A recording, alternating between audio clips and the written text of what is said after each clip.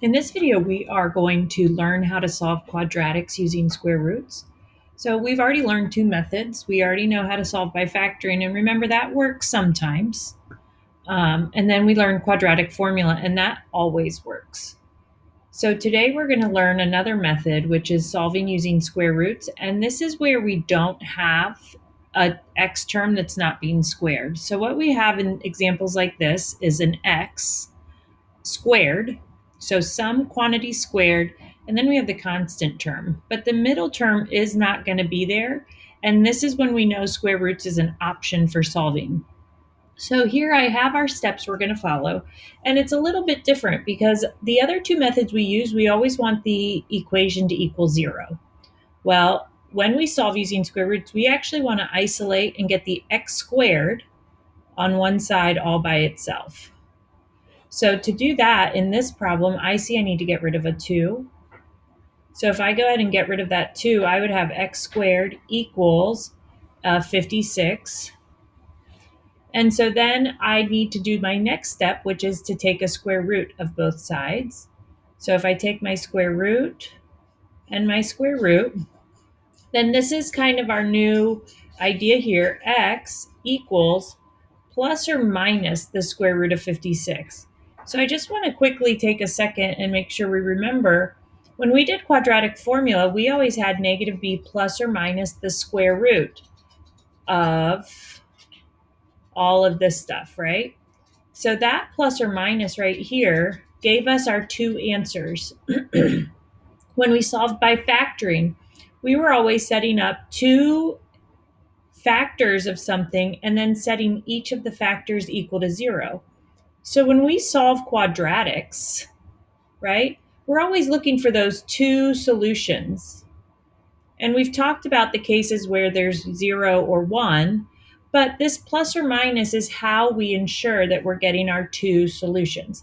So when we do square roots, we have to remember as soon as I take that square root, I need a plus minus in my answer. And then last but not least, we'll just double check to see if this radical can be simplified. So to simplify this radical, I would go ahead and take 56, and let's do our factor tree for that. So I would do a 2 and a 28 and a 2 and a 14.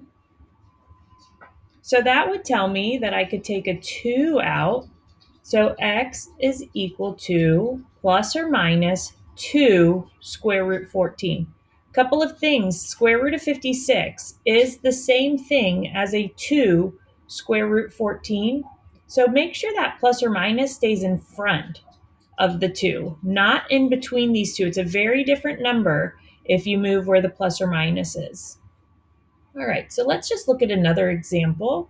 And this one I'm going to kind of let you guys get started on.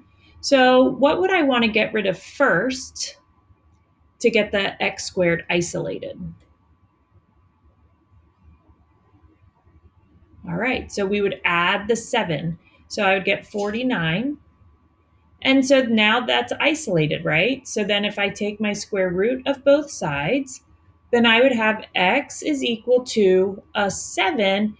But remember the big idea here is if I am using a square root to solve, I have to put plus or minus in front of the problem.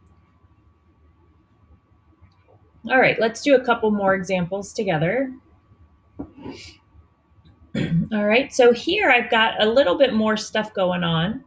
So if I had to isolate the x squared, right, just like I was solving an equation, the very first thing I would do is subtract my 33. So I would get a 5x squared equals a 30. Now, same deal. I'm still trying to isolate this x squared term. I can't do anything until whatever is being squared is by itself. So my next step would be to divide by 5. So x squared is equal to 6. And then now that the squared term is all by itself, I can square root and square root. But then whenever we put a square root in a problem, I have to include plus or minus. Those are actually my two solutions, a plus 6 and a minus 6. right? So if I were to just say x is equal to a square root of 6, x is also equal to a negative square root of 6. If we go back and we just look here really quickly, this means x is equal to a positive 7 and x is equal to a negative 7. Both of those answers would work if I were to plug it in. All right. So now here is as complicated as solving by square roots can get. Notice I still have one expression being squared, and then everything else is numbers. So I need to isolate this. I'm not going to do anything with the x plus 2 squared. I'm not going to try to move the squared in. You cannot distribute exponents. So instead, I'm going to follow my same process. I'm going to add the 320 to both sides. So I would have a 4, and I'm still leaving this alone. This is my expression that's being squared, right? Equals 320. Now, just like over here, we divided by a 5, I'm going to do the exact same thing. I'm going to divide by a 4. So I'm going to have, again, leaving this x plus 2 squared alone. That is my term that's being squared, equals 80. What I have just done is I have isolated the term that was being squared. So now I am actually ready to go ahead and take the square root of both sides. Now, when I go ahead and I take the square root of both sides, that's going to knock that out. So I have an x plus 2, but remember, I used a square root. I just put a square root with that 80, which means I need to rewrite this as plus or minus the square root of 80. Now, factor tree our 80, because remember, we have to simplify the radical, and I would get a 16 and 5, a 4 and a 4. Maybe right here at this step, you notice you've got 2 4s, so you could take a 4 out, or you keep going and you see, okay, I've got 2 2s. Either way, a square root of 80 is going to simplify to be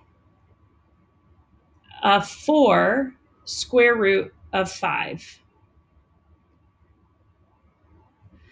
So this is actually very close to being done, but I haven't solved for the x yet. So I need to subtract the 2. And when I look at this, I'm going to have a negative 2. All I do is I just put the negative 2 right there in front of the plus or minus. But this answer right here gives me my 2 numbers. So my 2 numbers as my answer in this problem end up being a negative 2 plus 4 square root 5. That's one answer. And my second answer is a negative 2 minus 4 square root 5. Now, where you are going to be really tempted, you are going to be tempted to try to combine this negative 2 and the 4. But this 4 square root 5, that is one number, right? This 4 square root 5 here, you are not allowed to combine the 4 with the 2 because this is a radical number and the 2 is a regular number. So this is actually where you leave your final answer. So do not try to combine those any further. If you want, you can put this whole thing into Desmos and get 2 decimals if you want. All right, let's just try that one more time. So here, I would divide by my 4, and this one's actually a little bit easier. Okay, so now I have isolated the expression that's being squared. I would take my square root of both sides. So x minus 3 equals, and we used a square root, so plus or minus. And the reason this one's just a little bit easier is square root of 4 is 2. So I would have plus or minus 2.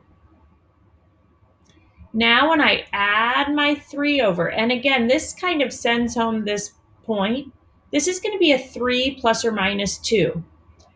Here, you might have been tempted to say plus or minus 5. That is not allowed. And I want to show you why. This means a 3 plus 2. This means a 3 minus 2. So one answer for x is 5. the other answer for x is 1. So just like I was telling you guys on the last slide, a 3 plus or minus 2 is not the same thing as a plus or minus 5. This does not work, okay? Just like on our last slide, we would not be allowed to say that a negative 2 plus or minus 4 square root 5, this is absolutely not equal to a 2 plus or minus 5. You can't try to combine those numbers. These are not the same thing. Okay? All right. So we are going to do a lot more practice with this, but this is your introduction to how to solve quadratics. So when you have something squared, when we can use a square root option instead.